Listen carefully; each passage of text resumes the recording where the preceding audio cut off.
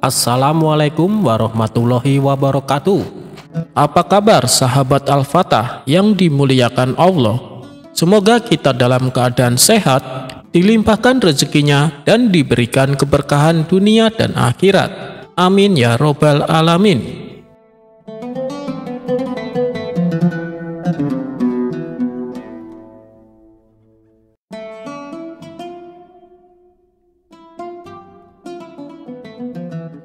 Hari raya baru saja berlalu. Suasana desa masih terasa meriah. Warga sibuk bersilaturahmi dan menikmati sisa-sisa hidangan lebaran. Namun pagi itu, suasana mendadak berubah. "Astaga, sarung lebaranku hilang!" teriak Pak Umar. Tak lama suara lain menyusul. "Jubah putihku juga hilang!" seru Bang Karim.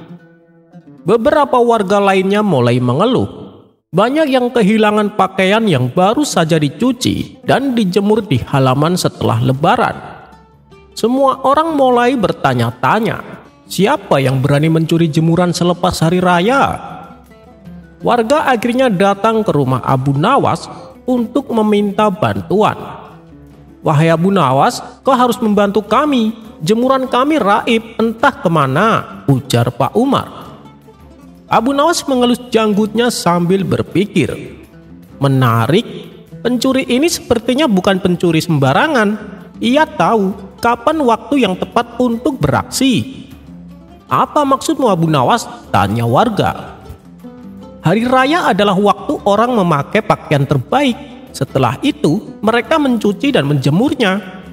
Mungkin pencuri ini ingin mengambil pakaian yang masih bersih dan baru," jelas Abu Nawas. Warga mulai mengangguk-ngangguk. "Lalu bagaimana kita menangkapnya?" tanya Bang Karim. Abu Nawas tersenyum. "Begini saja, kita cari di pasar. Biasanya barang-barang curian cepat dijual di sana." Maka pada keesokan harinya, Abu Nawas dan beberapa warga pergi ke pasar. Mereka berpura-pura menjadi pembeli dan mengamati setiap pedagang yang menjual pakaian. Di salah satu sudut pasar, mereka melihat seorang penjual yang menjajakan banyak sarung, jubah, dan jilbab dengan harga murah. "Murah, murah, sarung bagus, jubah masih seperti baru. Siapa cepat dia dapat," teriak si penjual. Warga mulai berbisik-bisik. "Loh, bukankah itu sarung Pak Umar? Dan itu jubah Bang Karim?" Dengan senyum Abu Nawas lalu mendekati si penjual. "Wahai saudaraku, barang-barang ini tampaknya sangat baru. Dari mana kau mendapatkannya?" tanyanya dengan tenang.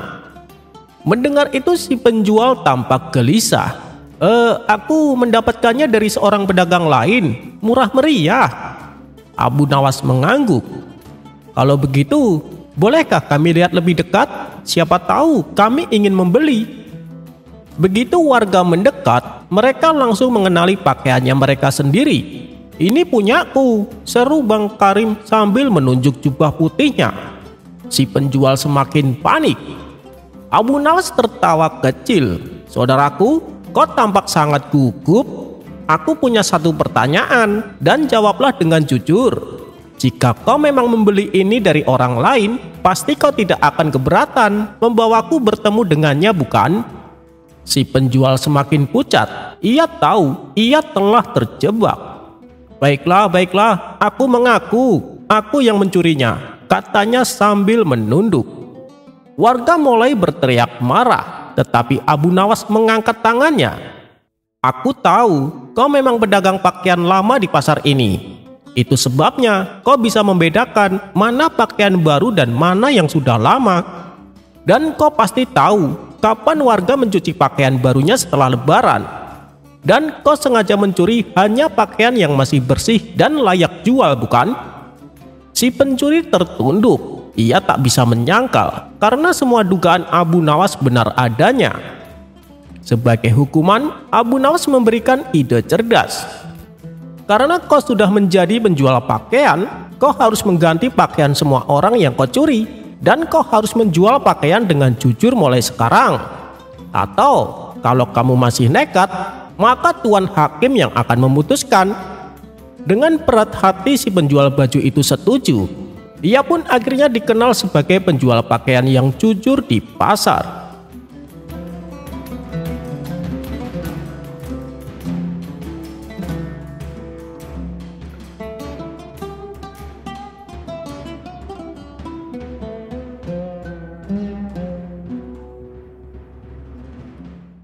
Suatu hari istri Abu Nawas saat memasak tiba-tiba kehabisan gas. Dan ketika hendak membeli ke warung, ternyata gas juga tidak didapatkan karena gas kosong. Ia lalu menyuruh Abu Nawas untuk secepatnya mencari kayu bakar. Maka berangkatlah Abu Nawas ke hutan. Setibanya di sana, Abu Nawas melihat tetangganya yang bernama Abu Jahil. Abu Jahil terlihat sedang sibuk menebang kayu. Ia memanjat pohon besar untuk memotong bagian rantingnya dan mulai menghantamnya dengan sebuah kapak. Melihat Abu Jahil berdiri di atas ranting yang akan dia potong, Abu Nawas pun berteriak, "Hei Abu Jahil, apa yang akan kau lakukan? Kau bisa terjatuh nanti." Namun Abu Jahil tidak menghiraukan perkataan Abu Nawas tersebut. Apa yang dikatakan Abu Nawas ternyata jadi kenyataan. Selang beberapa saat, ranting pohon itu pun jatuh bersama dengan Abu Jahil. Dia pun berteriak kesakitan. Yang dikatakan Abu Nawas ternyata benar. Berarti dia bisa meramal nasibku, pikir Abu Jahil dalam hati. Abu Jahil lalu berlari mengejar Abu Nawas. "Hei Abu Nawas, tunggu dulu," seru Abu Jahil. "Ada apa Abu Jahil?" tanya Abu Nawas. "Kamu bisa mengetahui kalau aku akan jatuh. Berarti kamu pandai meramal Abu Nawas. Mulai saat ini, aku akan mempercayai setiap ucapanmu," tutur Abu Jahil. "Perkara goib tidak ada yang tahu Abu Jahil kecuali Allah. Dan aku tidak mengakui bahwa aku mengetahui hal itu. Semuanya hanya kuasa Allah Abu Jahil," balas Abu Nawas. "Tapi tadi engkau memberitahuku bahwa aku akan jatuh dan ramalanmu tepat. Sekarang beritahu aku Abu Nawas, kira-kira kapan waktu ajalku?" tanya Abu Jahil. "Astagfirullah, kamu ini apa-apaan sih Abu Jahil?" ucap Abu Nawas berusaha menghindar. Kemudian Abu Nawas pun pergi melanjutkan perjalanan. Namun Abu Jahil terus mengikutinya sembari terus memohon. Dia tidak akan membiarkan Abu Nawas beranjak. "Ayolah Abu Nawas, beritahu aku kapan waktu ajalku," kata Abu Jahil merengek. Abu Nawas menjadi merasa terganggu dengan sikap Abu Jahil ini. Supaya Abu Jahil tidak mengganggunya lagi, Abu Nawas pun berkata, "Baiklah Abu Jahil, dengar baik-baik ya. Nanti ketika kamu memikulkan kayu di atas punggung keledaimu, dan keledaimu meringkik dengan ringkikan pertama," belum sempat Abu Nawas menyelesaikan kalimatnya, dengan sigap Abu Jahil berkata, "Seketika itu aku akan mati Abu Nawas," sela Abu Jahil. "Bukan Abu Jahil, bukan itu. Namun setengah rohmu akan keluar. Lalu ketika keledaimu meringkik untuk kedua kalinya, maka semua rohmu sudah keluar," tutur Abu Nawas. "Oh, begitu ya Abu Nawas. Terima kasih sudah memberitahuku," balas Abu Jahil. Kemudian Abu Jahil mulai mengumpulkan kayu bakar dan memikulkannya di atas punggung keledai. Saat ia berjalan menuntun keledainya, lewatlah seekor keledai yang lain. Seketika itu keledainya Abu Jahil meringkik. "Ini permulaan sakaratul mautku," batin Abu Jahil mulai cemas. Selang beberapa saat, keledai Abu Jahil kembali meringkik. Mendengar itu, Abu Jahil segera menjatuhkan tubuhnya di atas tanah sembari berkata, "Sekarang aku sudah mati." Dia pun memejamkan kedua matanya. Tak berapa lama, beberapa orang dari kampung terdekat melewati jalan di mana Abu Jahil tergeletak. Mereka mengira Abu Jahil sudah mati. Lantas mereka membawakan sebuah keranda dan menaruh Abu Jahil di dalamnya. Kemudian mereka mengusung keranda tersebut menuju arah perkampungan. Di tengah perjalanan mereka terhambat oleh sebuah aliran sungai dan terpaksa mereka harus berhenti. Mereka pun berunding bagaimana caranya untuk bisa menyeberangi sungai tersebut. Apakah melalui jalur sebelah sini atau sebelah sana? Di saat mereka masih kebingungan, tiba-tiba Abu Jahil menjulurkan kepalanya dari dalam keranda. Ketika aku masih hidup, aku melewati jalur sebelah sini, dan inilah jalur terdekat dan termudah, kata Abu Jahil sambil menunjuk arah dengan tangannya. Melihat Abu Jahil bangkit dari kematian, mereka pun kocar-kacir berlari ketakutan. Abu Nawas yang ternyata sedari awal menyaksikan kejadian itu langsung tertawa terpingkal-pingkal.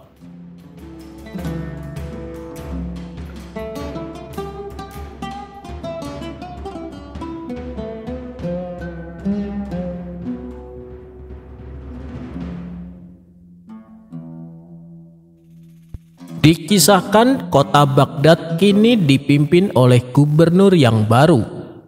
Dan kabar yang beredar, orangnya sangat kejam dan dengan mudahnya memberi hukuman.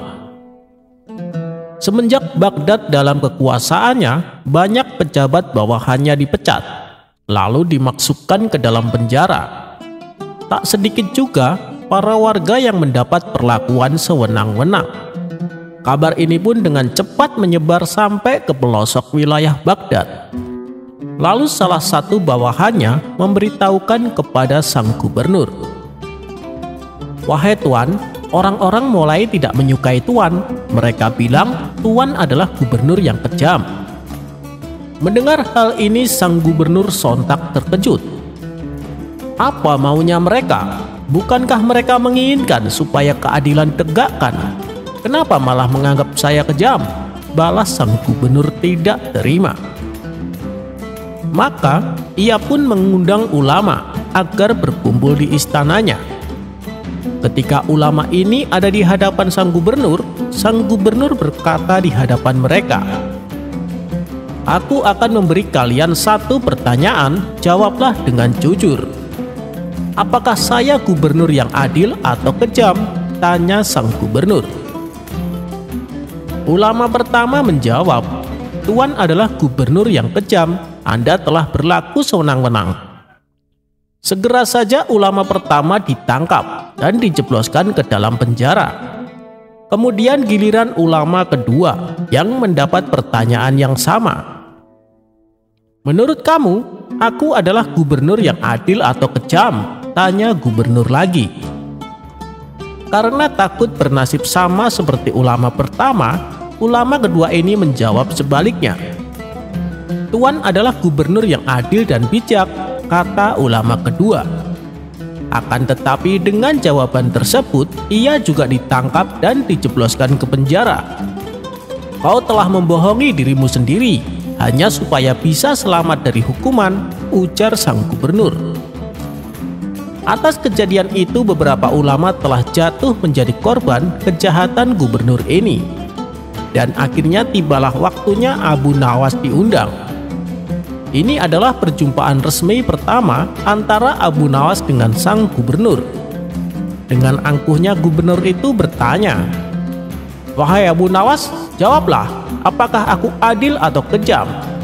Kalau menurutmu aku adil, maka dengan keadilanku, engkau akan aku hukum 1 tahun penjara.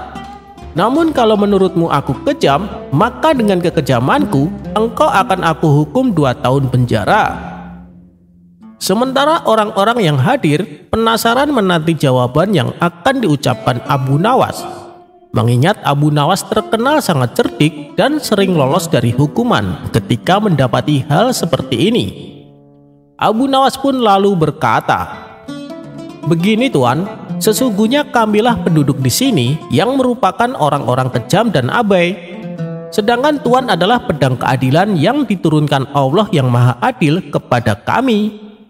Demi kebijaksanaan Tuan, sudikah kiranya Tuan membebaskan ulama-ulama kami?" Jawaban tersebut membuat sang gubernur mengagumi kecerdikan Abu Nawas. Setelah berpikir sejenak, ia pun mengabulkan permintaan Abu Nawas. Baiklah Abu Nawas, aku akan penuhi permintaanmu, tapi dengan syarat. Kamu harus menjadi penasehatku, pinta sang gubernur.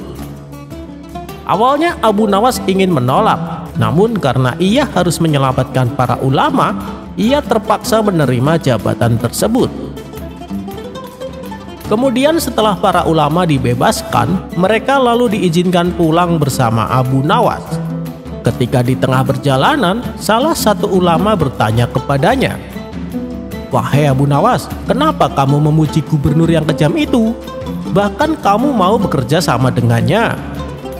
Abu Nawas menjawab, "Justru dengan aku menjadi penasehatnya, aku bisa menolong kalian.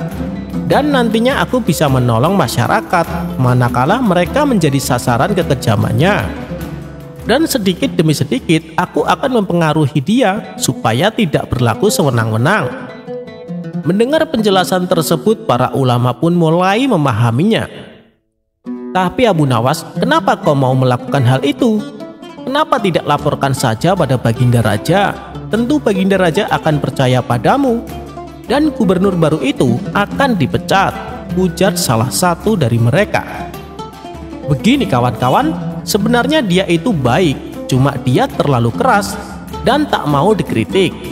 Nanti soal itu serahkan saja padaku. Aku akan menyadarkan dia sedikit demi sedikit. Yang terpenting adalah dia merupakan gubernur yang bersih dari korupsi. Bahkan dia dengan tegas memecat bawahannya dan memenjarakannya apabila ketahuan korupsi. Aku juga pernah mendengar dia pernah memenjarakan kerabatnya sendiri karena ketahuan berbuat korupsi," jelas Abu Nawas. Mereka akhirnya mengetahui kenapa Abu Nawas bersedia menjadi penasehat gubernur yang kejam itu.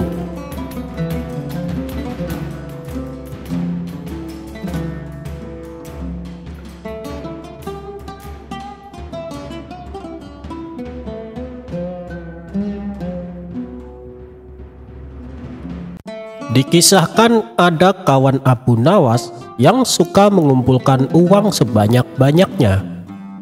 Berapa bulan saja, kini ia menjadi orang yang kaya raya. Namun, dengan kekayaan yang dimilikinya, ia menjadi orang yang sangat pelit. Jangankan untuk mentraktir makan kawan-kawannya, untuk bersedekah saja dia enggan mengeluarkan. Menurutnya, adanya dia menjadi kaya raya karena atas dasar sifat kikirnya. Dan satu kalimat yang paling tidak disukai adalah "berikanlah". Apabila mendengar kalimat itu, ia seketika menjadi emosi. Pernah suatu kali datang seorang pengemis dan meminta sedekah kepadanya. "Tuan, berikanlah sedekahmu. Dari kemarin aku belum makan," kata si pengemis. "Berikan, aku tak suka mendengarnya. Memangnya cari uang gampang? Pergilah, kalau ingin punya uang, ya kerja," bentak si kikir. Hingga pada suatu hari, ia pergi ke desa tetangga untuk sebuah urusan dagang. Ketika melewati tepian sungai, ia tergelincir dan jatuh ke air. Karena tak bisa berenang, ia hampir saja mati tenggelam. Untunglah orang-orang yang melihat itu segera berlarian dan menolongnya. Kemudian, salah satu dari mereka membungkuk seraya mengulurkan tangan. "Ya kawan, berikanlah tanganmu. Nanti akan kutarik kau ke atas," katanya berusaha menolong. Tapi anehnya, si kikir hanya diam saja. Ia membiarkan tubuhnya semakin tenggelam. Tolong aku," teriaknya. "Iya, sini, akan kutolong. Makanya berikan tanganmu, biar kau tidak tenggelam," kata si penolong. Namun, lagi-lagi si kikir hanya terdiam. Ia tak mau memberikan tangannya. Di saat itulah datang Abu Nawas dan berusaha menolongnya. "Hei, kawan, terimalah tanganku, biar aku bisa menarikmu ke atas," kata Abu Nawas.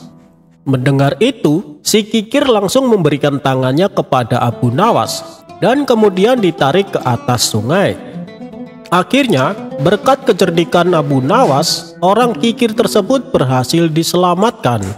Melihat kejadian yang aneh itu, orang-orang pun bertanya kepada Abu Nawas. "Padahal dari tadi kami sudah berusaha menolongnya, tapi dia sama sekali tak mau memberikan tangannya," kata mereka.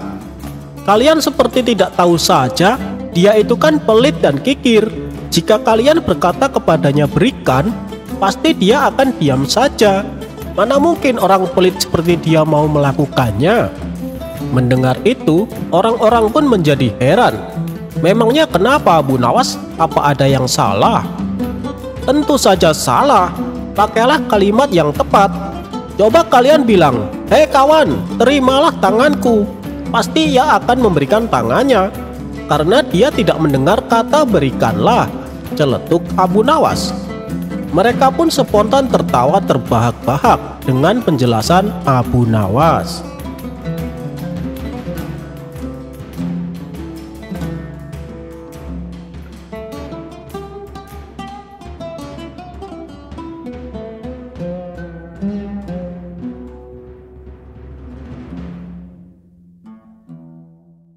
Meskipun berulang kali gagal membalaskan dendamnya, Abu Jahil selalu mencari cara supaya bisa mengalahkan Abu Nawas. Dalam hati Abu Jahil berkata, "Mungkin satu-satunya cara adalah aku harus menjadi prajurit istana. Dengan begitu, Abu Nawas pasti akan takut kepadaku." Ternyata niatan Abu Jahil ini bukanlah omong kosong. Ia pun mendekati penasihat istana dan memberikan beberapa hadiah. Tentu saja penasihat istana dengan senang hati menerimanya.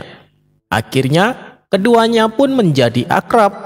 Hingga pada suatu ketika, Abu Jahil berkata, "Aku ingin jadi prajurit istana. Bisakah kau membantuku? Nanti aku akan memberimu hadiah lebih banyak lagi." Penasihat istana pun menjawab, "Tentu saja bisa Abu Jahil, kamu jangan khawatir." Tidak butuh waktu lama, Abu Jahil pun menjadi prajurit istana. Dan atas rekomendasi penasihat istana, dalam kurun waktu 2 bulan, Abu Jahil diangkat menjadi komandan prajurit. Disinilah rencana Abu Jahil kepada Abu Nawas mulai dilancarkan. Ia bersama anak buah prajuritnya mendatangi perkebunan milik Abu Nawas. Sesampainya di sana, tampaklah Abu Nawas sedang menyirami kebun tanamannya. Melihat kedatangan Abu Jahil, Abu Nawas pun menjadi kaget. Apalagi penampilan Abu Jahil kali ini mengenakan seragam komandan prajurit. "Wah, sekarang kau hebat sekali Abu Jahil. Saya ikut bangga melihatnya," kata Abu Nawas. "Diam kau Abu Nawas," bentak Abu Jahil. "Aku kesini untuk memeriksa kebun kamu. Karena disinyalir kamu menanam pohon ganja," terang Abu Jahil. Tanpa permisi, Abu Jahil mengacak-ngacak perkebunan Abu Nawas. Abu Nawas pun hanya terdiam dan tak berkutik. Setelah puas merusak kebun Abu Nawas, Abu Jahil lalu menghampirinya. "Hei Abu Nawas, mana lagi kebun milikmu?" tanya Abu Jahil dengan nada membentak. "Ada di sebelah sana, tapi tolong jangan pergi ke sana," jawab Abu Nawas. Dengan sombongnya Abu Jahil menunjukkan lencananya. "Lihat lencana ini, aku adalah komandan prajurit. Aku punya kuasa dan aku berhak melakukan apa saja. Kau paham?" bentak Abu Jahil. Abu Nawas pun terdiam dan meminta maaf kepada Abu Jahil. Tak lama setelah Abu Jahil memasuki kebun tersebut, tiba-tiba terdengar teriakan seperti orang panik. Rupanya Abu Jahil sedang dikejar beruang besar. Ia berlari sambil teriak ketakutan. Melihat hal itu, Abu Nawas pun ikut berteriak, "Lencanamu, tunjukkan lencanamu, biar beruangnya kabur," teriak Abu Nawas sambil tertawa. Beberapa hari kemudian, pada suatu malam, rumah Abu Nawas disatroni kawanan perampok. Perampok tersebut berjumlah 4 orang, dan kesemuanya membawa senjata tajam. Abu Nawas yang merasa ketakutan, diam-diam menyelinap keluar dan berlari menuju pos penjagaan. Rupanya, di sana ada Abu Jahil dan beberapa anak buahnya sedang berjaga. "Wahai Abu Jahil, tolonglah saya. di rumahku ada kawanan perampok, kata Abu Nawas memberitahu. Maaf, saya ada tugas istana. Ada urusan yang lebih penting yang harus aku kerjakan, jawab Abu Jahil. Kalau begitu, perintahkan anak buahmu untuk menangkap perampok di rumahku, pinta Abu Nawas. Tidak bisa, semua prajurit juga sedang sibuk, balas Abu Jahil tidak peduli. Dengan perasaan kecewa, Abu Nawas pun berkata, ya sudahlah, nanti biar aku urus sendiri. Kemudian Abu Nawas pergi meninggalkannya. Tak berselang lama, Abu Nawas kembali mendatangi pos penjagaan. Ada apa lagi? Tanya Abu Jahil. Perampoknya sudah aku bunuh semua, jadi aku tak perlu lagi bantuanmu, jawab Abu Nawas. Mendengar hal itu, Abu Jahil pun kaget. Tiba-tiba terlintas di benaknya akan sebuah rencana jahat. Kenapa kau membunuh mereka? Apakah kamu diancam atau kamu diserang oleh mereka? Tanya Abu Jahil. Tidak, aku hanya tak ingin mereka mencuri barang-barang di rumahku, jawab Abu Nawas. Itu kan tidak boleh, kau akan dihukum atas perbuatanmu itu, balas Abu Jahil. Dalam hati Abu Jahil berkata, ini kesempatanku untuk memenjarakan Abu Nawas. Maka berangkatlah Abu Jahil sendirian mendatangi rumah Abu Nawas. Ia berniat memeriksa keadaan mayat kawanan perampok tersebut. Sesampainya di sana, ternyata kawanan perampok itu masih hidup. Mereka sedang melakukan aksinya, dan begitu mereka melihat kedatangan Abu Jahil, mereka menjadi panik dan menyerang Abu Jahil. Mendapat serangan bertubi-tubi, Abu Jahil pun berteriak minta tolong. Dengan segera, para anak buahnya datang untuk menolongnya. Kawanan perampok itu pun kabur dan gagal merampok rumah Abu Nawas. Sementara Abu Jahil yang menahan rasa sakit berkata kepada Abu Nawas, aku kira kau bilang kau sudah membunuh mereka. Abu Nawas pun membalas, aku kira kau bilang tak ada prajurit yang bisa datang, balas Abu Nawas sambil tersenyum.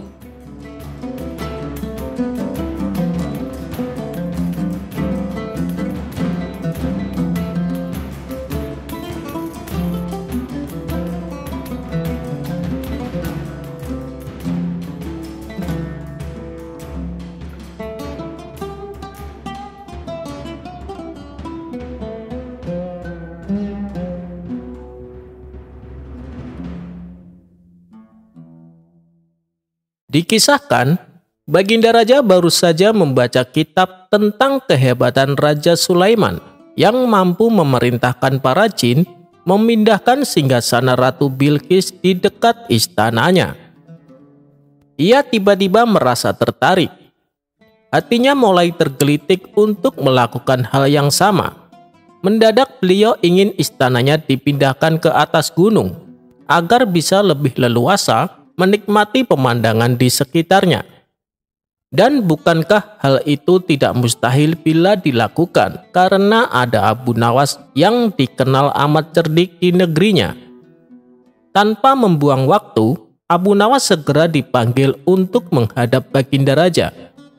Setelah Abu Nawas dihadapkan, Baginda Raja memerintahkan Abu Nawas untuk memindahkan istananya ke atas gunung. Abu Nawas tidak langsung menjawab. Ia berpikir sejenak hingga keningnya berkerut. Tidak mungkin menolak perintah Baginda, kecuali kalau memang ingin dihukum. Akhirnya, Abu Nawas terpaksa menyanggupi proyek raksasa itu. Ada satu lagi permintaan dari Baginda Raja. Pekerjaan itu harus diselesaikan hanya dalam waktu 1 bulan. Abu Nawas pun pulang dengan hati masgul. Setiap malam Abu Nawas hanya berteman dengan rembulan dan bintang-bintang. Hari-hari dilewatinya dengan kegundahan. Tak ada hari yang lebih berat dalam hidup Abu Nawas kecuali hari-hari ini. Tetapi pada hari ke-9 ia tidak lagi merasa gundah gulana. Keesokan harinya Abu Nawas menuju istana. Ia menghadap Baginda untuk membahas pemindahan istana. Dengan senang hati Baginda Raja akan mendengarkan apa yang diinginkan Abu Nawas. "Ampun tuanku, hamba datang ke sini hanya untuk mengajukan usul untuk memperlancar pekerjaan hamba nanti," kata Abu Nawas. "Apa usulmu itu?" tanya Baginda Raja. "Hamba akan memindahkan istana Paduka yang mulia tepat pada hari raya Idul Kurban, yang kebetulan hanya kurang 20 hari lagi," kata Abu Nawas. "Kalau hanya itu usulmu, baiklah," kata Baginda Raja. "Satu lagi Baginda," Abu Nawas menambahkan. "Apalagi?" tanya Baginda Raja kembali. "Hamba mohon Baginda Raja menyembelih 10 ekor sapi yang gemuk untuk dibagikan langsung kepada para fakir miskin," kata Abu Nawas. "Usulmu kuterima," kata Baginda menyetujui. Abu Nawas pulang dengan perasaan riang gembira. Kini tidak ada lagi yang perlu dikhawatirkan. Toh nanti bila waktunya sudah tiba, ia pasti akan dengan mudah memindahkan istana Baginda Raja. Jangankan hanya memindahkan ke puncak gunung, ke dasar samudra pun Abu Nawas sanggup melakukannya. Desas-desus mulai tersebar ke seluruh pelosok negeri. Hampir semua orang harap-harap cemas. Tetapi sebagian besar rakyat merasa yakin atas kemampuan Abu Nawas. Karena selama ini Abu Nawas belum pernah gagal melaksanakan tugas-tugas aneh yang dibebankan di atas pundaknya. Namun ada beberapa orang yang meragukan keberhasilan Abu Nawas kali ini. Saat yang dinanti-nantikan pun tiba. Rakyat berbondong-bondong menuju lapangan untuk melakukan sholat hari raya Idul Adha. Dan seusai sholat, 10 sapi sumbangan Baginda Raja disembelih, lalu dimasak, kemudian segera dibagikan kepada fakir miskin.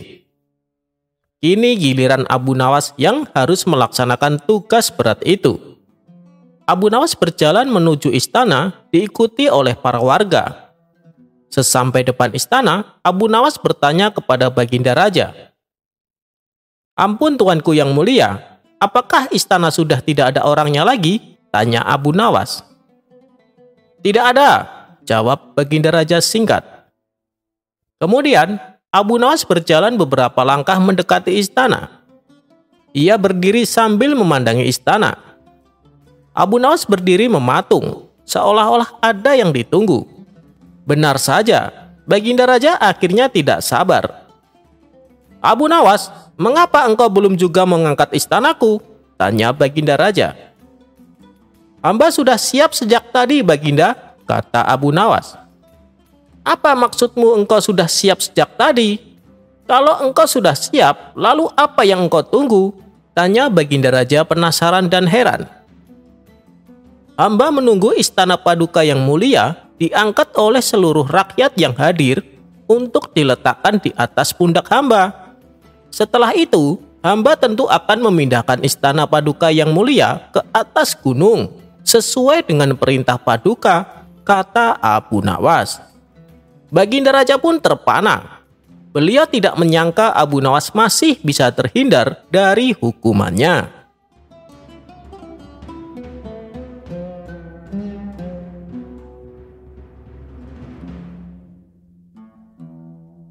Abu Nawas memiliki banyak santri.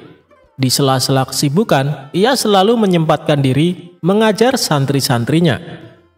Setiap hari ba'da sholat asar, para santri berangkat menuju rumah Abu Nawas dengan antusias. Ada seorang santri bernama Ahmad. Ia pendiam namun pintar. Sampai satu ketika, ada seseorang santri bertanya, "Kenapa Abu Nawas begitu perhatian kepada Ahmad?" Abu Nawas menangkap ada kecemburuan di antara para santrinya. Hingga suatu ketika dia mengadakan sayembara. "Sayembara apa Tuan Guru?" ujar salah seorang santrinya. "Besok kalian membawa buah kurma. Kurma yang termanis itulah pemenangnya.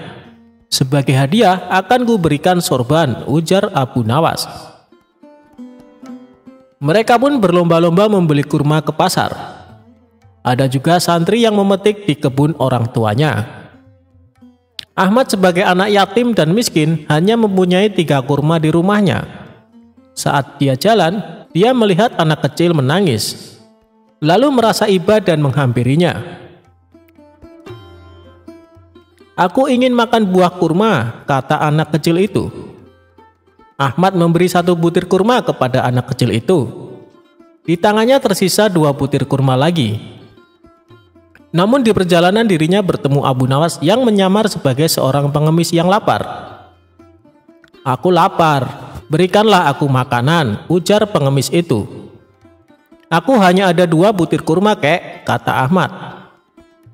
"Berikanlah saya 1 butir dan satunya lagi untukmu," ujar pengemis tersebut. Ahmad pun memberikan 1 butir kurma. Ia lalu melanjutkan lagi perjalanannya. Sayangnya santri lain tidak ada yang memberikan kurma itu kala Abu Nawas menyamar sebagai pengemis di pinggir jalan. "Enak saja ingin kurma ini. Kurma ini aku beli dengan harga mahal tahu. Dan juga kurma ini untuk sayembara supaya aku memenangkannya," ujar salah seorang santri kepada kakek pengemis itu. Saat di rumah, Abu Nawas dan para santrinya memperlihatkan kurma-kurma terbaik yang dibawanya. "Ini adalah kurma terbaikku, pasti rasanya manis, dan akulah pemenangnya," ujar salah seorang santri. "Oh, belum tentu, pasti kurmakulah pemenangnya," ujar salah seorang santri menimpali lagi. Tiba-tiba Ahmad datang. Ia hanya membawa 1 kurma. Dirinya pun diejek. Ketika hendak membalikan badan untuk pulang, Ahmad dicegah oleh Abu Nawas. "Hei Ahmad, kesini. Jangan pulang dulu," tutur Abu Nawas. Abu Nawas pun bertanya, "Apakah mereka sudah membawa kurmanya?" "Sudah guru," ujar mereka serempak. Santri-santri pun meletakkan kurma tersebut satu persatu termasuk Ahmad. Ketika pengumuman tiba, Abu Nawas mengatakan bahwa pemenangnya adalah Ahmad. Mereka pun banyak yang protes. Kurma jelek dan hanya 1 butir bisa menang. Nah, Abu Nawas pun menceritakan bahwa ia menyamar menjadi pengemis ketika mereka di perjalanan. Lalu santri yang memberikan sedekah kurma hanya Ahmad saja. "Memang buah milik kalian lebih bagus dan manis daripada milik Ahmad. Namun buah yang paling manis ialah kebajikan yang kita lakukan, terutama membantu orang yang kelaparan," ungkap Abu Nawas. Sekarang mereka paham kenapa Abu Nawas begitu memiliki perhatian lebih kepada Ahmad. Sebab Ahmad memiliki hati yang lapang untuk saling berbagi, meskipun dirinya sendiri sedang mengalami kesulitan.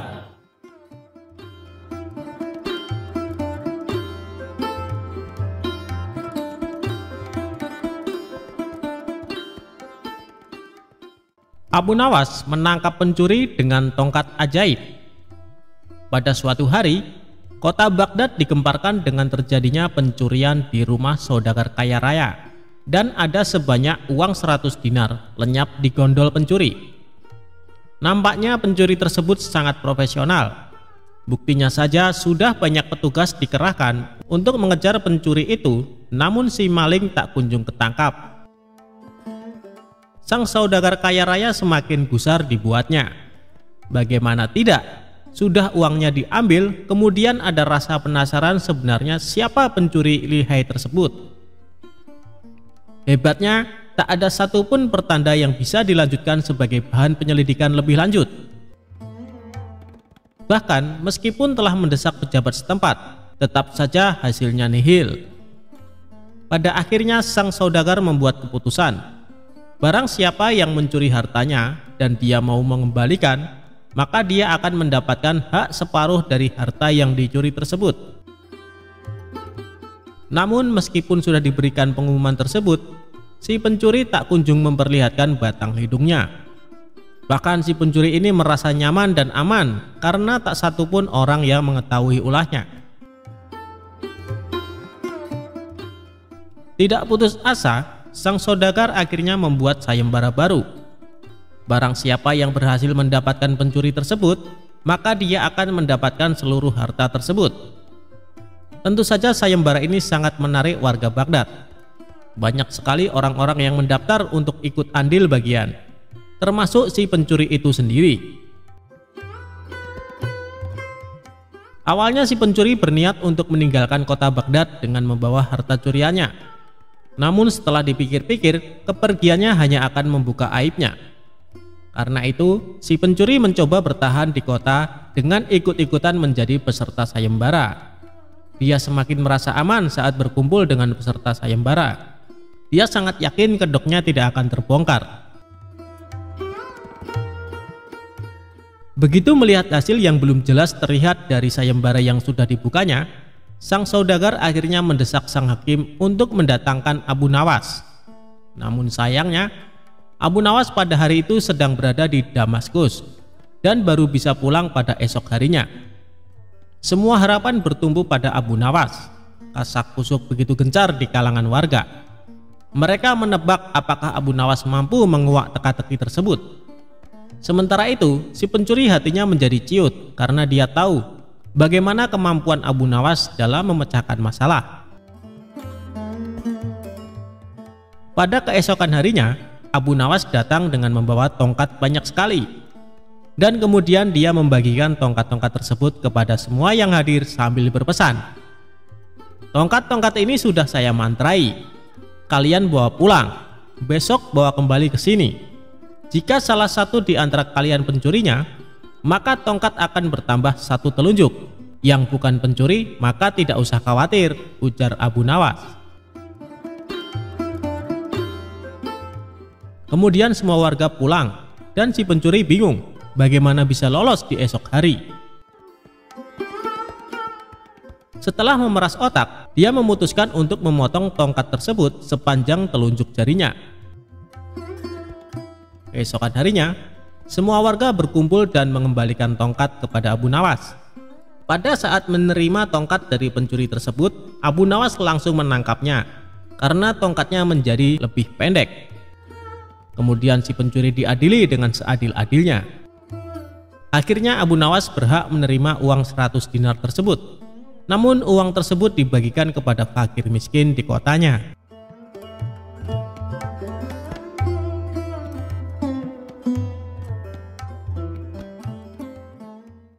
Abu Nawas jual arak.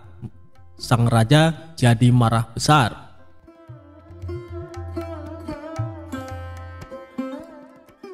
Selalu ada cara yang dilakukan oleh Abu Nawas untuk tidak dimarahi oleh baginda raja. Setiap perbuatan yang dilakukan pasti ada saja kesalahan yang membuat sang raja marah. Namun bukan Abu Nawas jika tidak bisa membuat sang raja menjadi marah karena perbuatan Abu Nawas. Abu Nawas sendiri menjadi terkenal karena puisinya yang jenaka dan lucu. Tidak berhubungan dengan tema-tema tradisional seperti tema padang pasir, tetapi juga berbicara tentang kehidupan kota dan menyanyikan kegembiraan meminum anggur, serta cinta dari anak laki-laki muda dengan humor nakal. Kisah Abu Nawas kali ini menceritakan sang raja marah besar karena kedapatan Abu Nawas menjual arak. Suatu saat Abu Nawas kepergok membawa botol arak berwarna merah dan sang raja menegurnya. Namun Abu Nawas menyangkal kalau dia membawa arak. Dia menyebutnya air susu yang pemalu. Kecerdasan Abu Nawas benar-benar menghibur baginda raja. Suatu ketika sang raja murka melihat pekerjaan pengawal kerajaan tidak beres. Setelah diselidiki, para pengawal itu ternyata sedang mabuk-mabukan. "Wahai para pengawalku semua, sudah sering kuingatkan kau jangan sering mabuk-mabukan," ujar baginda raja.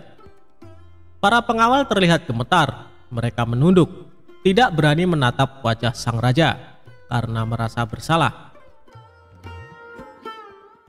"Ceritakan kepadaku, dari mana kalian mendapat arak itu?" tanya sang raja. Untuk beberapa saat para pengawal itu tidak mau mengaku. Namun setelah raja membentak, para pengawal pun mengaku. "Abu Nawaslah yang membawa arak itu. Kami juga diajari mabuk-mabukan olehnya," ujar salah seorang pengawal. "Cepat bawa Abu Nawas ke hadapanku sekarang juga. Kalau tidak, kalian yang akan menerima hukuman dariku," ujar sang raja. Keesokan harinya para pengawal itu mendatangi rumah Abu Nawas yang sangat sederhana. Sesampainya di rumah Abu Nawas, salah seorang pengawal berkata, "Bawalah botol ini dan katakan ini semua atas perintahmu." "Tunggu dulu, dengan minuman arak ini aku pasti dihukum oleh raja," kata Abu Nawas. "Jika engkau lolos dari hukuman raja, aku akan memberimu sejumlah dinar," ucap sang pengawal.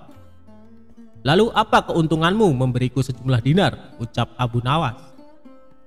"Jika engkau lolos dari hukuman raja, maka kami juga akan lolos dari hukuman raja. Gunakanlah kecerdasanmu mengelabui raja," kata pengawal itu. Akhirnya Abu Nawas pergi menemui baginda raja membawa arak dengan botol merah. "Wahai Abu Nawas, apa yang engkau pegang itu?" tanya baginda raja. "Ini susu, baginda, rasanya enak sekali," jawab Abu Nawas seenaknya. "Bagaimana itu susu?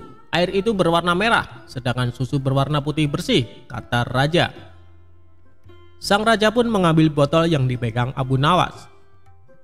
"Betul sang baginda, susu itu berwarna putih bersih. Dia berubah merah karena malu bertemu baginda, dan berubah warna jadi merah merona," jawab Abu Nawas dengan mencoba mengambil hatinya raja yang rupawan.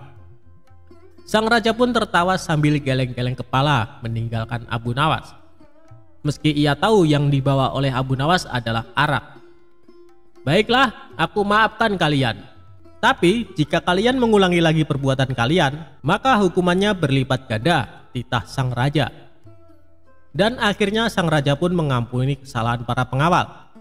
Sedangkan Abu Nawas mendapatkan sejumlah dinar dari para pengawal karena telah berhasil melaksanakan misinya.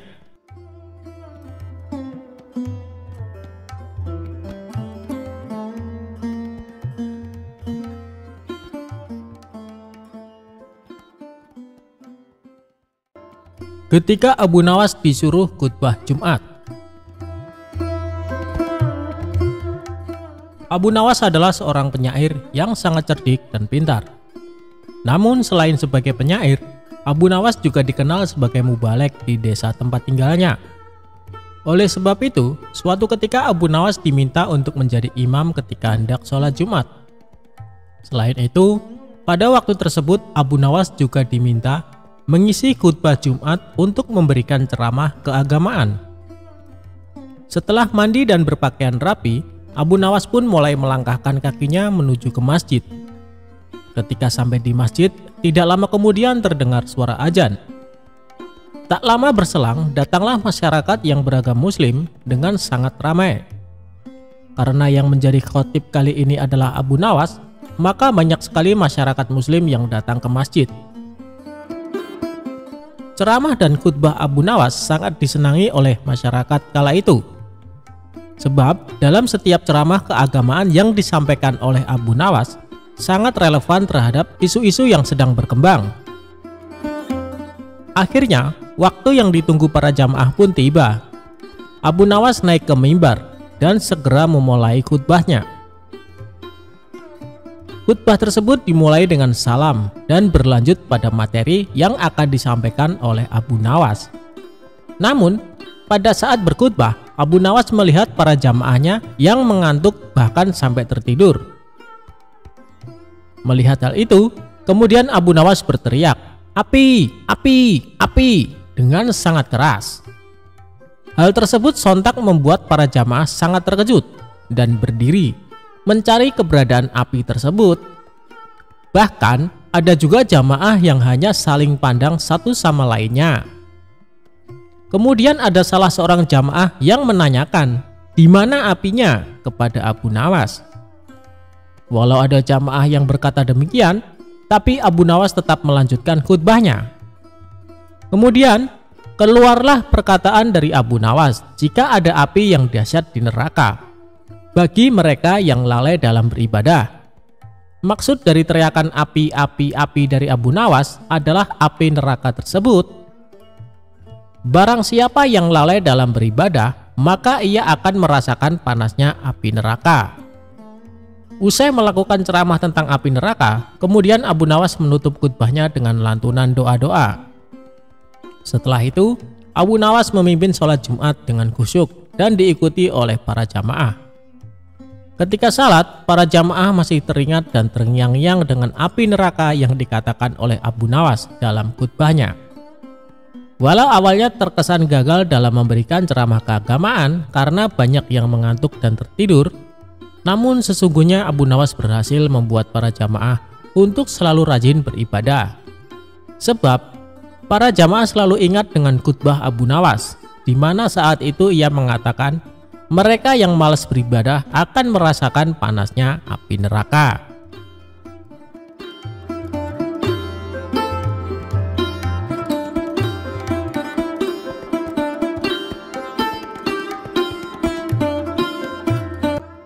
Kisah Abu Nawas dihukum raja minum air mendidih.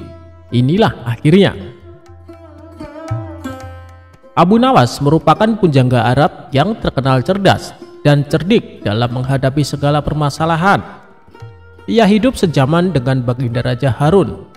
Bahkan Abu Nawas merupakan salah satu rakyat yang sangat dekat dengannya. Di sisi lain, ia juga salah satu warganya yang sering mendapatkan hukuman dari Baginda Raja.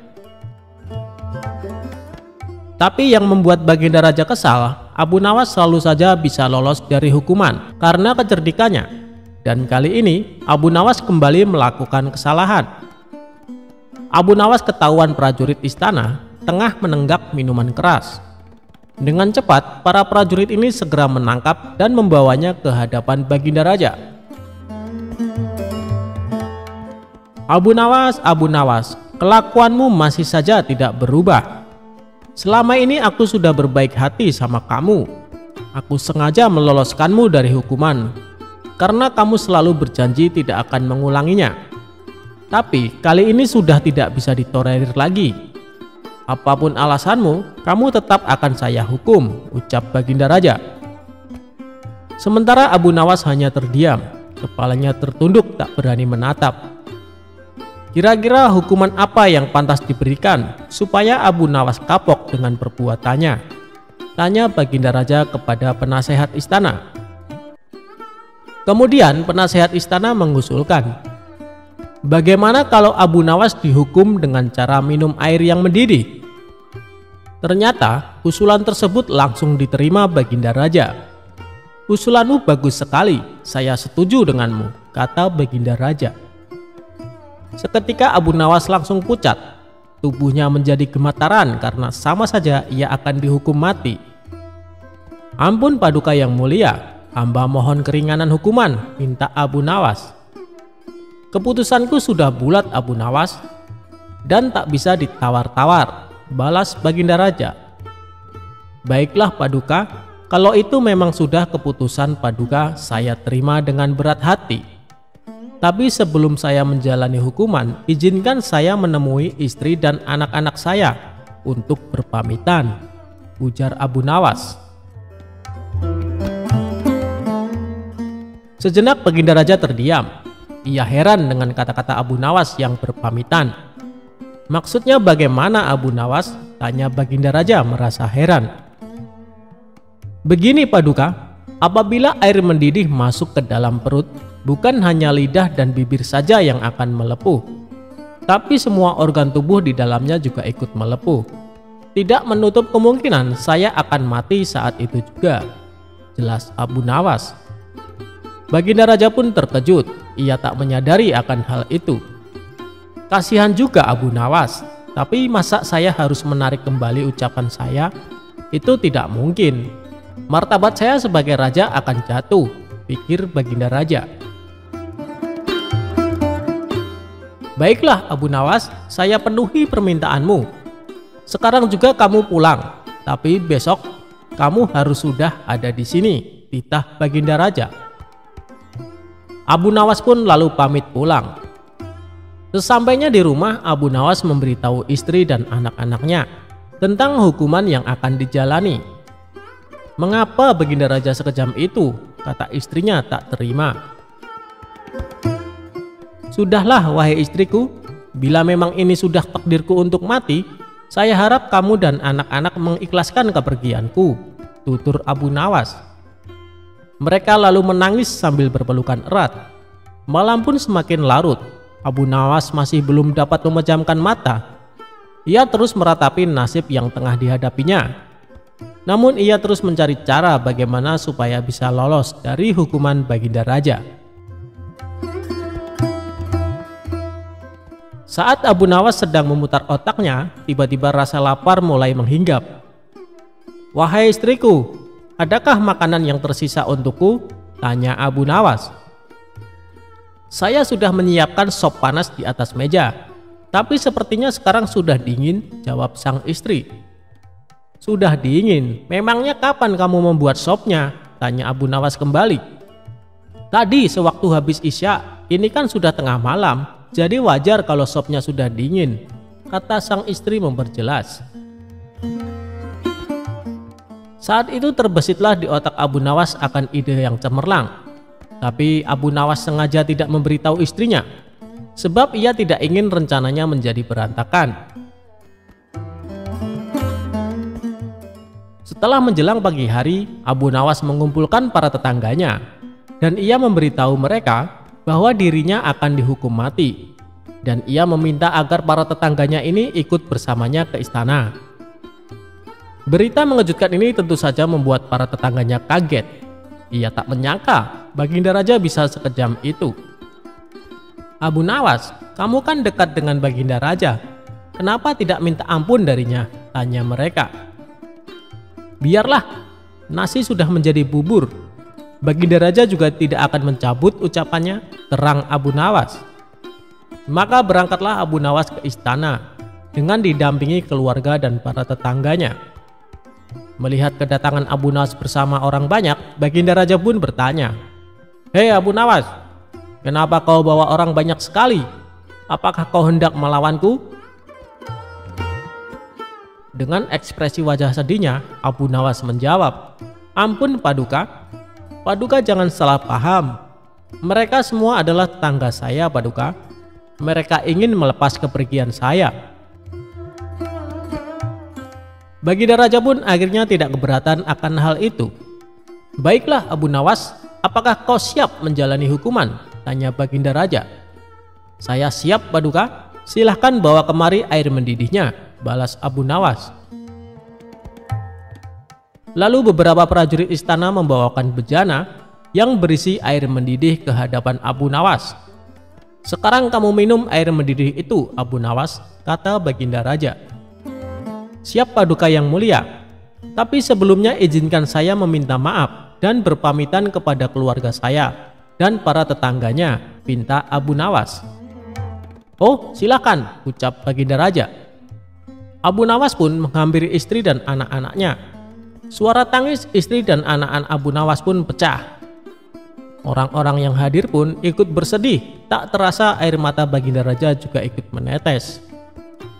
Sebenarnya Baginda Raja tidak tega, tapi ia tidak mungkin membatalkan hukuman.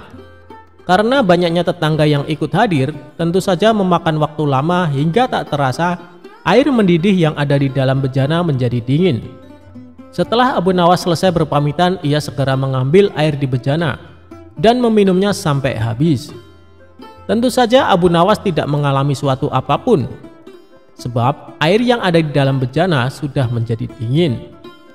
"Paduka yang mulia, saya sudah menjalani hukuman. Izinkan saya pulang," pinta Abu Nawas. Melihat hal itu Baginda Raja menjadi bengong. "Hei Abu Nawas, bukankah saya menyuruhmu minum air mendidih?" tanya Baginda Raja. "Benar Paduka, tapi air di bejana itu kan tadinya mendidih. Jangan salahkan saya kalau air itu menjadi dingin. Saya hanya melakukan apa yang seharusnya saya lakukan," jawab Abu Nawas. Dengan kecerdikannya inilah Abu Nawas kembali lolos dari hukuman maut. Ia pun dibolehkan pulang oleh Baginda Raja bersama anak istri dan para tetangganya. Itulah kisah kecerdikan Abu Nawas dalam menghadapi permasalahan dalam hidupnya.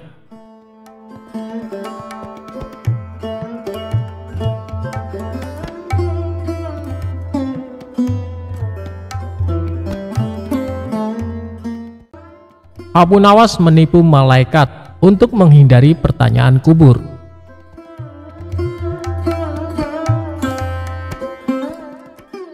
Abu Nawas adalah seorang sosok yang dekat dengan Khalifah Harun. Semasa hidupnya, Abu Nawas dikenal sebagai orang yang cerdik, jahil, dan kerap membuat orang sekitarnya jengkel. Tidak hanya pada manusia, kejahilan Abu Nawas juga pernah terjadi kepada malaikat. Dia mengelabui malaikat Mungkar dan Nakir ketika Abu Nawas wafat. Hal ini bermula ketika Abu Nawas menjadi buronan sang raja yang ketika itu marah kepadanya. Para pasukan mencari Abu Nawas atas perintah raja agar ditangkap dalam keadaan hidup atau mati. Setelah mencari kesana kemari, pasukan sang raja nihil menangkap Abu Nawas dan kembali pulang ke kerajaan.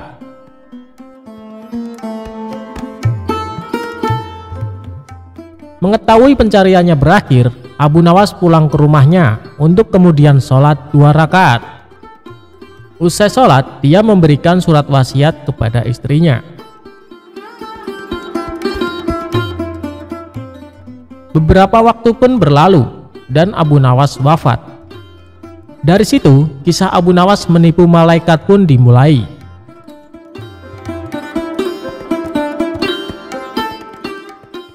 Sebelum wafat, Abu Nawas memberikan wasiat agar istrinya mengkafaninya. Alih-alih memintanya dengan yang baru, dia minta agar ketika wafat dipakaikan kain kafan usang, jelek atau lusuh.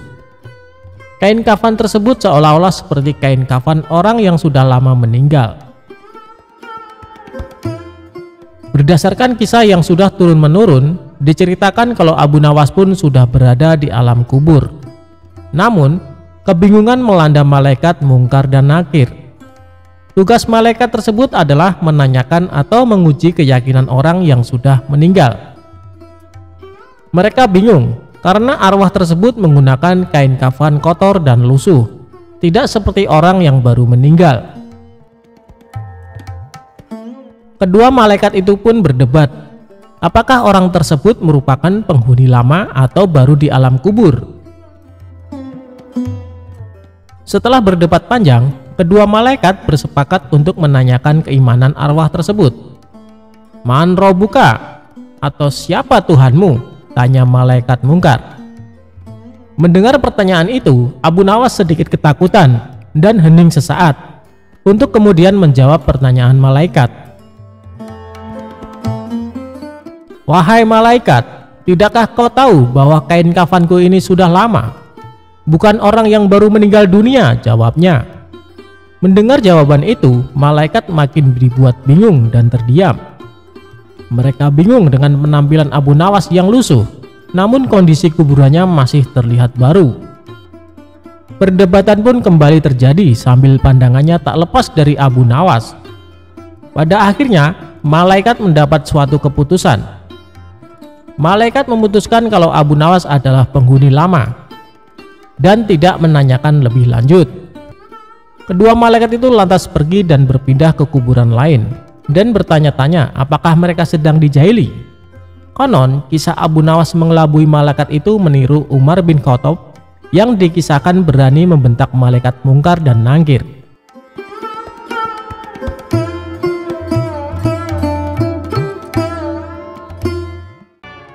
Abu Nawas kok ditipu?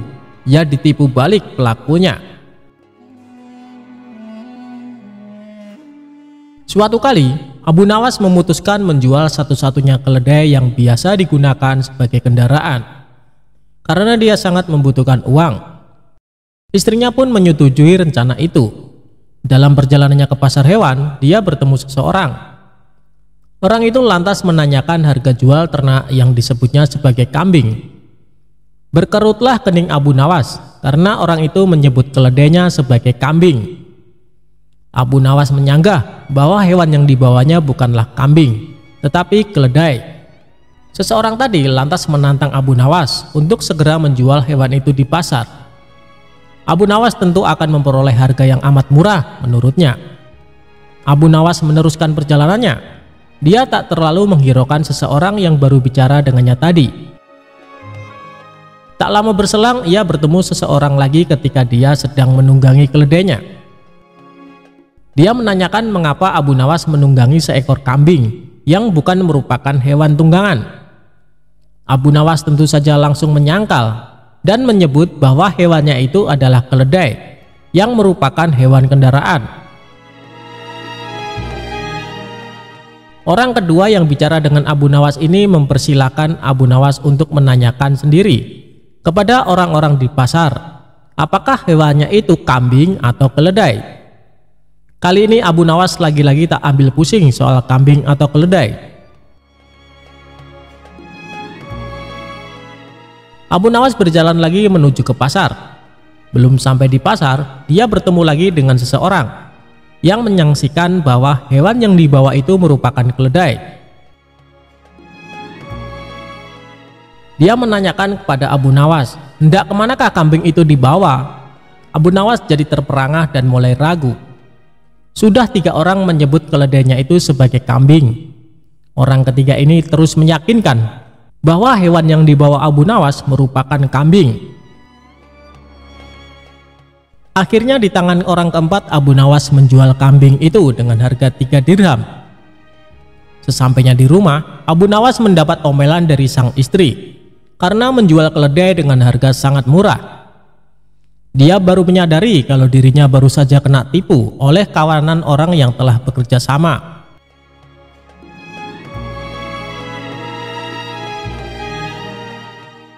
Bersama rasa dongkolnya, Abu Nawas merencanakan sesuatu untuk membalas penipu itu. Dia cari kayu dari hutan dan direkayasanya seolah-olah merupakan kayu ajaib yang bisa mewujudkan apa saja yang diinginkannya.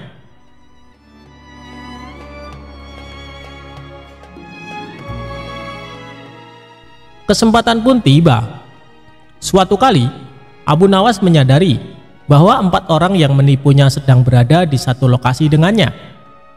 Aksi pun dimulai dengan menuju warung untuk makan.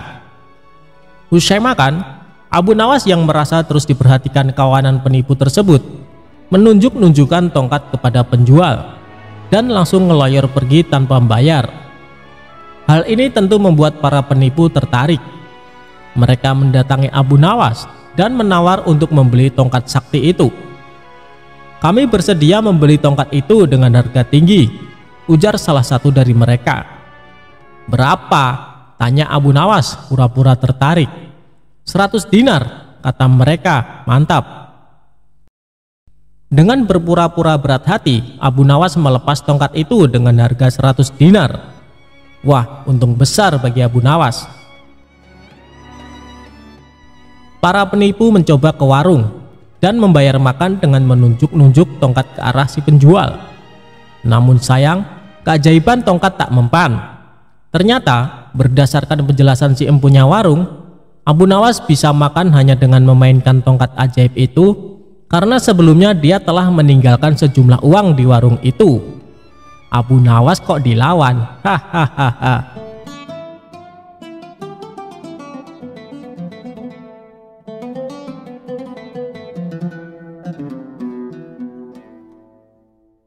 Dikisahkan, ada seorang tuan tanah tetangga Abu Nawas yang kaya raya. Hampir semua warga di desa setempat bekerja di perkebunan milik tuan tanah tersebut.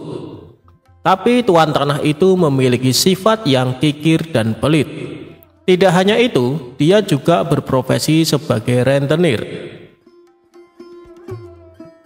Abu Nawas yang bijaksana resah atas sifat tetangganya itu. Dia berpikir keras bagaimana cara agar sang tuan tanah bertobat dan tidak melakukan profesinya itu. Setelah perenungan yang dalam, ide cemerlang Abu Nawas muncul. Keesokan harinya, Abu Nawas menemui kawan-kawannya yang sedang asik tongkrongan di warung. Dia bercerita, "Semalam aku mendapatkan wangsit dalam mimpiku yang tidak bisa aku tolak." "Apa isi wangsit itu, wahai Abu Nawas?" timpal salah satu kawan Abu Nawas. "Wangsit itu, apapun yang dititipkan padaku akan beranak," sahut Abu Nawas. "Maksudnya apa, wahai Abu Nawas?" tanya kawan-kawannya. Ketika kalian menitipkan benda seperti ayam kepadaku, maka dalam beberapa hari akan beranak dan bertambah. Begitupun ketika kalian menitipkan uang atau aku meminjam uang kepada kalian. Beberapa hari kemudian uang itu akan beranak dan bertambah, kata Abu Nawas. Sebagian kawan percaya, sebagian kawan lainnya tidak percaya. Mereka berpikir ini akal bulus Abu Nawas agar bisa meminjam uang. Aku akan menitipkan 1 ekor kambing padamu nanti sore, kata salah satu kawan. Aku akan menitipkan 2 dinar uang kepadamu, timpal kawan yang lainnya. Ternyata setelah 5 hari berlalu, kambing dan uang yang dititipkan kepada Abu Nawas benar-benar beranak. Dari kambing 1 ekor dikembalikan menjadi 5 ekor. Begitupun uang yang dititipkan. Dari 2 dinar dikembalikan menjadi 5 dinar. Berita kehebatan Abu Nawas ini tersebar luas ke penduduk desa. Berita itu sampai pada telinga tuan tanah yang pelit dan berprofesi sebagai rentenir. Suatu hari, tuan tanah bersama para pengawalnya mendatangi rumah Abu Nawas.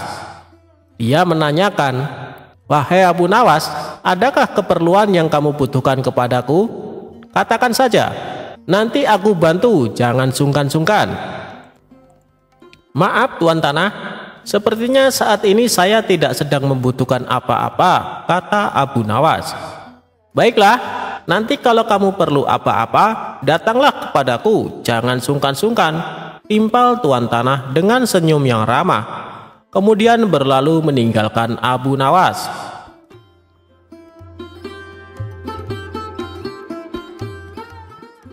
Suatu sore, Abu Nawas merasa lapar. Dia sudah tidak mempunyai apapun di dalam rumah untuk dimakan. Kemudian dia teringat tuan tanah dan rencananya dulu. Abu Nawas langsung mendatangi rumah tuan tanah. Dia meminjam 3 butir telur untuk dimakan. 5 hari kemudian, Abu Nawas mengembalikan telur tersebut.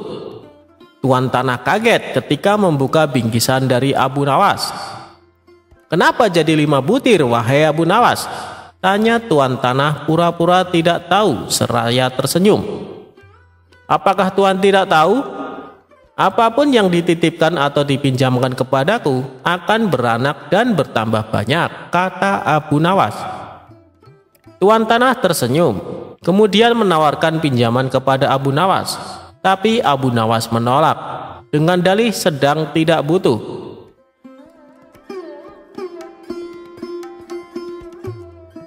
Beberapa hari kemudian, Abu Nawas kembali ke rumah tuan tanah. Abu Nawas hendak meminjam uang 1000 dinar. Jumlah itu terbilang sangat banyak. Dengan uang itu, tuan tanah bisa menggaji semua karyawan-karyawannya.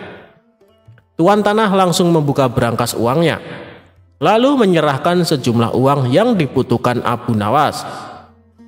"Ini uangnya, wahai saudaraku," kata tuan tanah. Abu Nawas langsung pulang ke rumah. Pada sisi lain, tuan tanah sedang berkhayal uangnya akan kembali berlipat-lipat di kemudian hari. Hari berganti hari. Tuan tanah tidak sabar menunggu Abu Nawas mengembalikan uangnya dengan jumlah yang berlipat ganda. Tidak terasa, 5 hari berlalu. Abu Nawas tidak kunjung datang. 1 bulan kemudian, Abu Nawas juga tidak mengembalikan uang milik tuan tanah. "Wahai Abu Nawas, sudah 1 bulan saya menantimu, tapi kamu tidak datang juga ke rumahku," kata tuan tanah. "Oh iya tuan, sebenarnya saya akan ke rumah tuan, namun saya sangat sibuk. Berhubung tuan sudah ada di rumah saya, sekalian ada yang ingin saya bicarakan," kata Abu Nawas beralasan. "Tidak apa-apa saudaraku, silakan, apa yang ingin kau bicarakan?" timpal tuan tanah. "Sebenarnya uang yang tuan pinjamkan kepadaku boro-boro beranak. 3 hari kemudian malah mati tidak tersisa," terang Abu Nawas. "Apa maksudmu Abu Nawas?" tanya tuan tanah sambil emosi. "Kamu mau mempermainkanku ya?" sambung tuan tanah. "Tidak tuan, tapi itulah kenyataannya," kata Abu Nawas. Tidak terima dengan itu, tuan tanah melaporkan Abu Nawas kepada pengadilan. Ia menuntut Abu Nawas agar dihukum karena telah menghilangkan uang dengan jumlah yang sangat besar. Saat keduanya dihadapkan pada hakim, tuan tanah berkata, "Wahai hakim yang mulia, Abu Nawas telah menipuku. Katanya uang yang dipinjamkan kepadanya akan beranak. Tapi kenyataannya dia tidak sepeser pun mengembalikan kepadaku. Saya minta Abu Nawas dihukum," katanya. Hakim kemudian bertanya kepada Abu Nawas, "Apakah benar seperti itu, wahai Abu Nawas?" tanya hakim. "Wahai hakim yang mulia, saya tidak menipu dia sama sekali," kata Abu Nawas. "Lalu kenapa kamu tidak mengembalikan uangnya?" tanya hakim. "Dari awal sudah aku katakan kepadanya, wahai hakim, apapun yang dititipkan kepadaku akan beranak. Dan kebetulan uang yang ia titipkan kepadaku bukannya beranak tapi malah mati. Aku tidak mungkin mengembalikannya karena telah mati. Bukankah sesuatu yang beranak pasti bisa mati?" kata Abu Nawas menjelaskan. Sang hakim manggut-manggut dan membenarkan perkataan Abu Nawas. "Memang segala sesuatu yang beranak cepat atau lambat akan mati," kata hakim.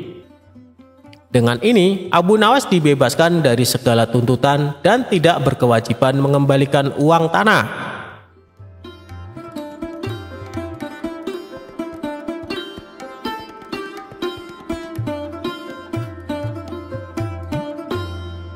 Tuan hakim mengaku kalah cerdas dengan Abu Nawas.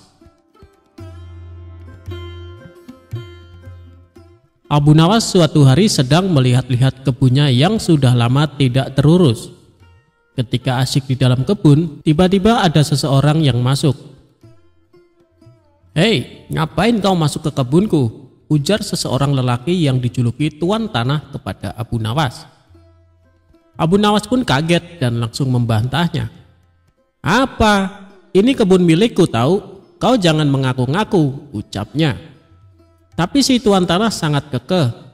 Dia mengatakan kebun tersebut miliknya. Begitu juga dengan Abu Nawas. Keributan pun tidak bisa dihindari. Keduanya sama-sama tidak mau mengalah. Dikarenakan pada zaman itu tidak ada yang namanya sertifikat tanah, jadi Abu Nawas tak mempunyai bukti yang kuat atas kepemilikan kebun tersebut.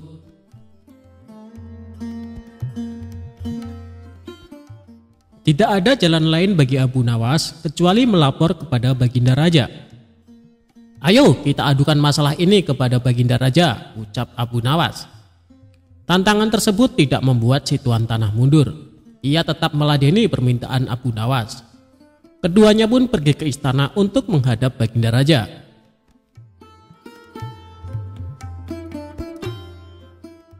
Abu Nawas pun mengadu, "Wahai Paduka yang mulia, hamba mempunyai kebun di suatu daerah, tapi tiba-tiba dia mengaku-ngaku kalau kebun tersebut miliknya," kata Abu Nawas. "Ini masalah rumit, Abu Nawas. Supaya masalahnya bisa diputus secara adil, maka meski ditangani hakim yang bijaksana," ujar Baginda Raja angkat tangan. "Saya setuju Baginda Raja," balas Abu Nawas. Tapi yang menjadi persoalannya adalah siapa yang bisa menjadi hakimnya, sebab ini bukan perkara mudah. Biasanya kalau ada urusan ruwet seperti ini, Abu Nawaslah solusinya. Tapi kini justru dia sendiri yang mempunyai perkara. Jadi harus dicari hakim yang selevel dengan Abu Nawas untuk menangani kasus ini. Baginda Raja akhirnya mendapat hakim yang paling baik reputasinya di kota Baghdad. Hakim ini terkenal cerdas dan berwibawa. Orang-orang yang perkaranya ditangani olehnya selalu puas dengan hasil keputusannya.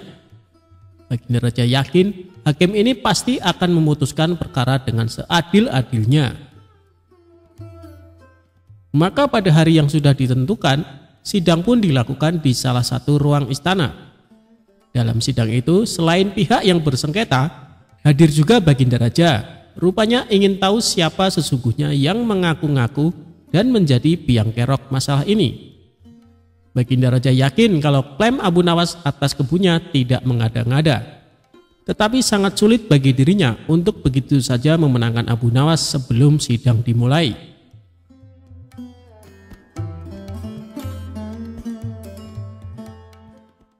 Bila di antara kalian berdua ada yang terbukti bersalah dengan mengaku-ngaku kebun tersebut miliknya, maka hukuman penjara siap menanti, ancam Baginda Raja.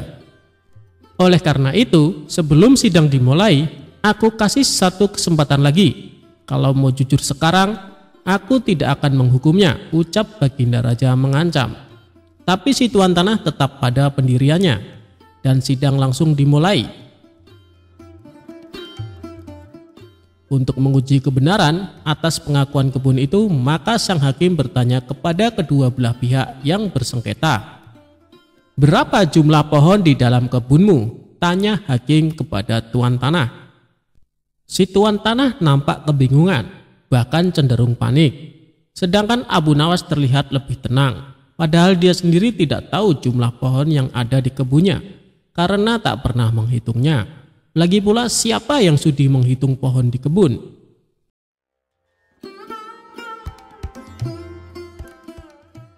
Setelah terdiam agak lama, hakim kembali berkata kepada si tuan tanah, "Bagaimana mungkin Anda mengaku kebun tersebut milik Anda sementara tidak mengetahui jumlah pohonnya?"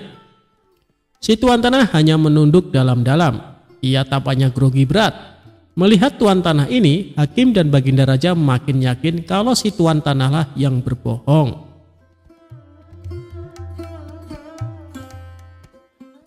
Kemudian pertanyaan tadi juga diajukan oleh hakim kepada Abu Nawas. "Sekarang giliranmu, Abu Nawas. Berapa jumlah pohon yang ada di kebunmu?" tanya sang hakim. "Sebelum hamba menjawabnya, bolehkah hamba bertanya kepada tuan hakim?" ucap Abu Nawas. "Silahkan Abu Nawas," jawab hakim. "Berapa lama Anda menempati rumah Anda?" tanya Abu Nawas. "Kira-kira sejak beberapa tahun yang lalu." "Memangnya kenapa Abu Nawas?" tanya balik tuan hakim keheranan. "Tidak, hamba cuma mau bertanya, berapa jumlah genting yang ada di rumah Anda?" tanya Abu Nawas lagi. Hakim tersebut langsung gelagapan dengan pertanyaan Abu Nawas. Ia tidak bisa menjawabnya. Lalu sang hakim mengumumkan keputusan persidangan kali ini. "Kebenaran ada di pihak Abu Nawas, dan kau tuan tanah karena telah berbohong maka akan dihukum penjara," ujar sang hakim lalu mengetok palu dan persidangan selesai. Bisa ditebak wajah pucat tuan tanah itu saat dirinya diseret ke penjara. Hakim yang terkenal adil dan bijaksana itu mengakui terkadang kecerdasan dan kejeniusan bisa patah oleh argumen. "Saya belum pernah kalah kecuali dengan kau Abu Nawas," pungkas sang hakim mengakui kehebatan Abu Nawas.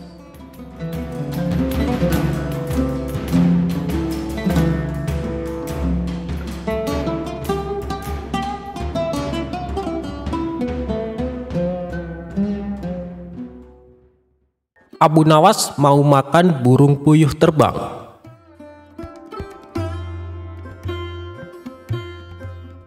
Kisah ini dimulai di suatu pagi yang cerah. Abu Nawas tampak bersiap-siap untuk berangkat ke hutan. Melihat hal itu, sang istri pun bertanya, "Wahai suamiku, kamu mau kemana?" Abu Nawas menjawab, "Aku mau pergi ke hutan." Sang istri heran dengan jawaban Abu Nawas. "Persediaan kayu kita masih banyak, untuk apa pergi ke hutan?" tanya sang istri kembali. "Aku bukan mau cari kayu bakar, tapi mau berburu burung puyuh. Bukankah tahun ini waktunya bagi mereka berimigrasi ke daerah kita? Pasti di hutan akan banyak sekali burung puyuh," balas Abu Nawas menjelaskan. "Oh iya, benar. Di hari-hari seperti ini, setiap tahun burung puyuh berimigrasi dan menyeberangi perkampungan kita. Kangen banget sama dagingnya yang lezat," saut sang istri. Maka berangkatlah Abu Nawas dengan membawa perangkap berburu menuju hutan. Setibanya di hutan, Abu Nawas memanjat pohon dan memasang jaring di antara pepohonan. Setelah semuanya selesai, dia pun duduk di atas dahan pohon untuk menunggu hasil buruannya. Selang beberapa saat, satu persatu burung puyuh menubruk jaring dan jatuh ke tanah. Dengan sigap, Abu Nawas langsung menangkapnya. Begitulah kerjaan Abu Nawas sampai menjelang malam hari, sehingga ia memperoleh banyak sekali hasil tangkapan burung puyuh.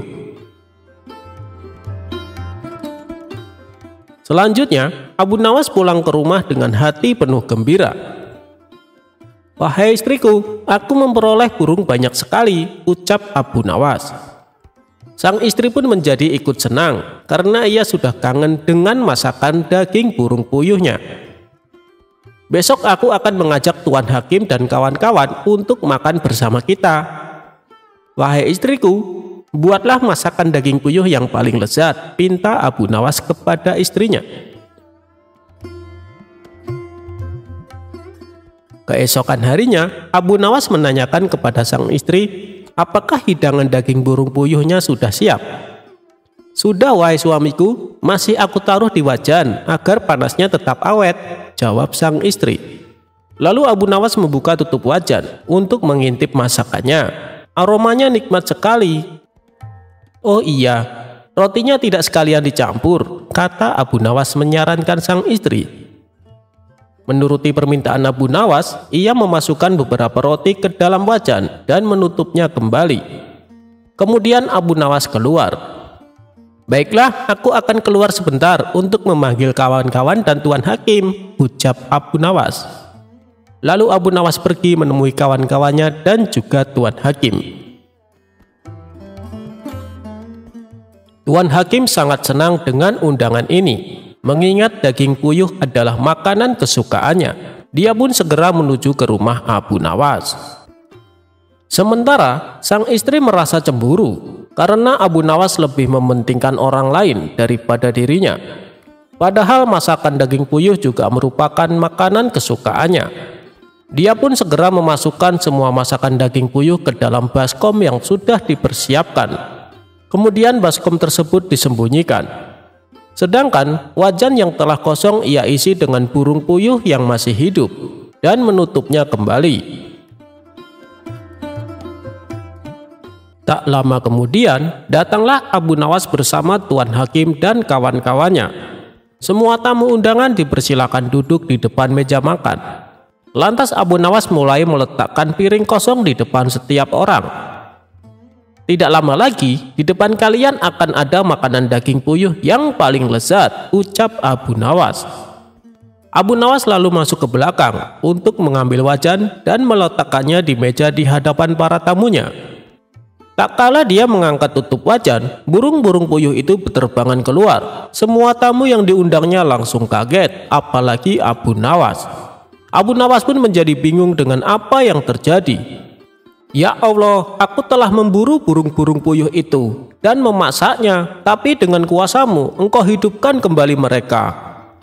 Abu Nawas dan kawan-kawannya heran melihat kejadian ini. Sementara di dalam kamar, sang istri dengan asiknya memakan daging puyuh yang dimasaknya.